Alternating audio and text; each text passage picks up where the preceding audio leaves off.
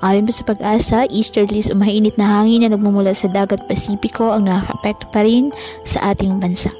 Walang bagyo o low pressure area na namamataan sa loob at labas ng ating PAR na maaaring makaapekto sa lagay ng panahon.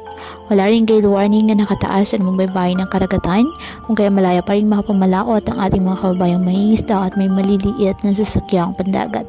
Ngayong araw, ang Metro Manila at nalalabing bahagi ng bansa asahan ang generally maliwalas na panahon, maliban na lamang sa tsansa ng bagyong maulap o sa maulap na kalangitan with isolated rain showers or thunderstorms dahil pa rin sa easterlies at ng mga localized thunderstorms. Kaya patuloy pa rin pa natin na pinag-iingat ang ating mga kababayan sa bantapon ng mga posibilidad ng pagbaha at pagguho ng lupa, lalo na kapag may malalakas na ulan. At ugaliin po na magdala palagi ng payong o kahit anong panangga sa ulan sa tuwing lalabas po ng ating mga tahanan. At yan po muna ang update sa lagay ng panahon ngayong araw.